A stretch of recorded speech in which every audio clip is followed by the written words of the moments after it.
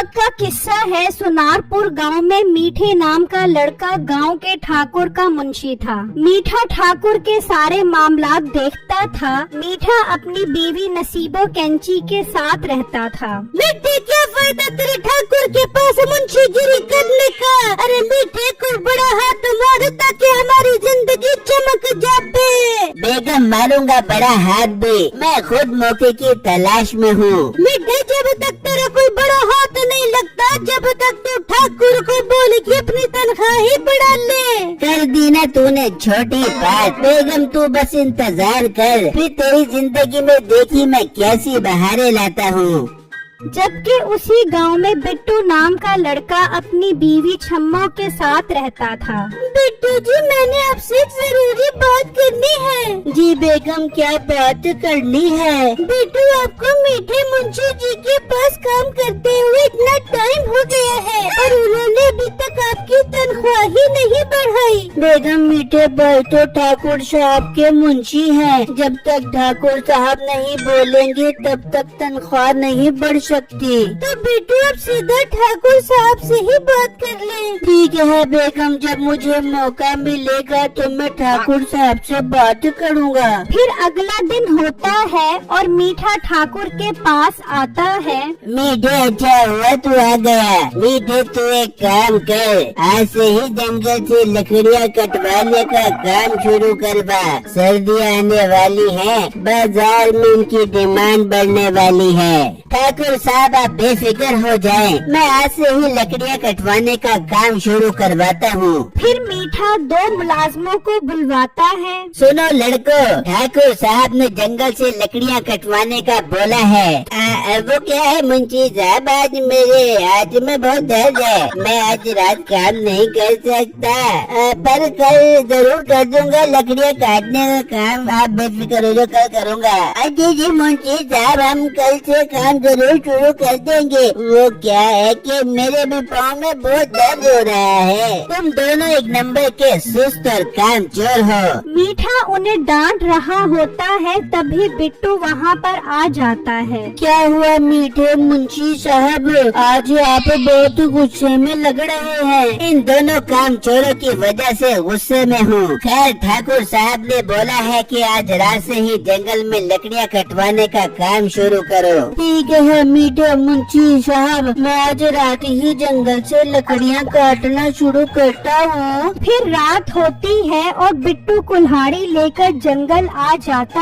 है और एक दरख्त काटना शुरू करता है, तो उसमें से चमक निकलती है। ये क्या, ये तो बड़ा चमकदार दरख्त है। मैं इसी दरख्त की कुछ चमकीली लकड़ियाँ ले जाकर बेगम को दिखाऊंगा, वो ये देखकर खुश हो जाएगी। फिर बिट्टू दरख्त काट देता है और कुछ लकड़ियाँ लेकर घर आ जाता है। बेगम, ये देखो इन लकड़ियों में कैसी चमक है। अल्लाह की शान है, उसने कैसे कैसे दरख्त बनाए हैं। बिट्टू, बाकी ये लकड़ी तो सच में चमकीली चमकीली है। बिट्टू, मैं काम करती हूँ, इन लकड़ियों को अच्छे से धोती हूँ ताकि इनकी चमक और नमूदार हो जाए। फिर छम्मू लकड़ियाँ लेती है और अच्छे से धोती है। बिट्टू जल्दी आए।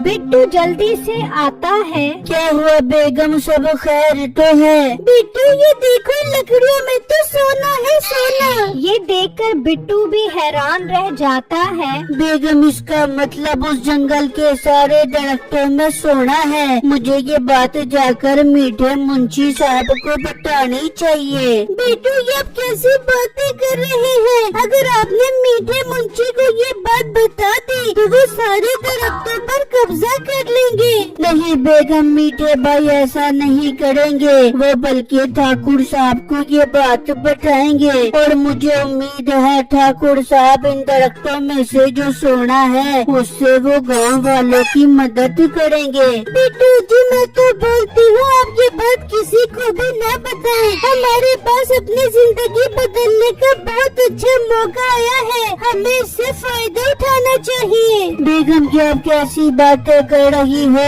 इस सोने पर हमारा हक नहीं है। मेरा ज़मीर मुझे इस चीज की इजाजत बिल्कुल नहीं देता कि ये बात छुपाऊं। मैं भी जाता हूँ और मीठे मुंशी साहब को सारी बात बताता हूँ। फिर बिट्टू घर से निकलता है और मीठे के घर आ जाता है। मीठे मुंशी साहब बाहर आए, मैंने आपसे बहुत ही जरूरी बात करनी है। बेगम की आवाज तो मोटे बिट्टू की लग रही है, पर ये इतनी रात में यहाँ क्या करने आया है? चलो मीठे दोनों जाके देखते हैं ये इतनी हड़बड़ी में रात को क्या जरूरी बात करने आ गया। फिर वो दोनों बाहर आते हैं। बिट्टू सब खैर तो है जो रात के इस टाइम जरूरी बात करने आया है? मीठे भाई मैं आपको बहुत जरूरी बात बताने आया हूँ ताकि आप ये बात जाकर फौरन ठाकुर साहब को बताएं। पर मोटे बात क्या है वो साफ साफ बता। वो क्या है मीठे भाई, मैं रात जंगल में गया और वहाँ से दरख्त काटा। मोटे पेट वाले गेंडे, ये तेरी जरूरी बात थी? नहीं नहीं मीठे भाई, उस दरख्त में सोना है, बल्कि जंगल के सारे दरख्तों में सोना है सोना।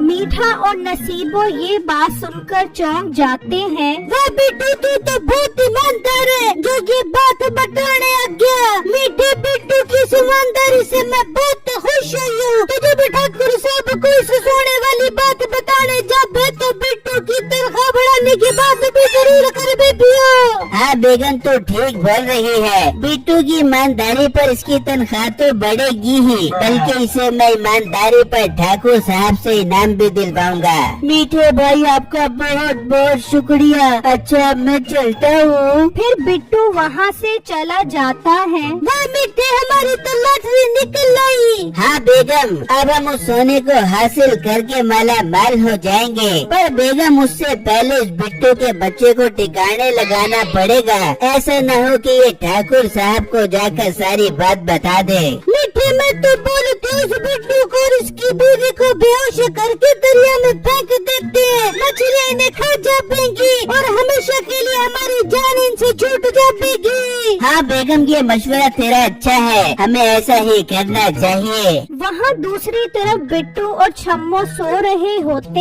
हैं। मीठा और नसीबो आते हैं और उन्हें रुमाल सुंघाकर बेहोश कर देते हैं। फिर वो उन्हें दरिया में फेंक देते हैं और वहाँ से चले जाते हैं और जंगल आ जाते हैं और उसके कटे हुए दरख्त को देखते हैं। मीठे इस दरख्त में तो वाकई सोना है। बेगम एक काम करते हैं, इस दरख्त से सोना निकालते हैं और फिर रोज रात को आएंगे और सब दरख्तों से सोना निकाल कर शेख कल्बी वाले हबीबी बन जाएंगे। फिर वो उस दरख्त से सोना निकालते हैं और वहाँ से चले जाते हैं। फिर अगला दिन होता है। मीठा ठाकुर के पास आता है। सुना मीठे जंगल में लकड़ियों की कटाई का काम कैसा चल रहा है? ठाकुर साहब मजदूरों को लकड़ियाँ काटने में लगाया हुआ है। हम बहुत जल्द जंगल की सारी लकड़ियाँ काट लेंगे। क्या बात मीठे, मुझे तुमसे इसी अच्छी बात की उम्मीद थी। जबकि दूसरी तरफ बिट्टू और छम्मो दरिया के बहाव से खुशकी पर आ जाते हैं। तभी वहाँ से दो जंगली गुजर रहे होते हैं तो उनकी नजर बिट्टू और छम्मो पर पड़ती है और वो वहाँ पर आ जाते हैं। यार ये इंसान यहाँ कैसे आ गए?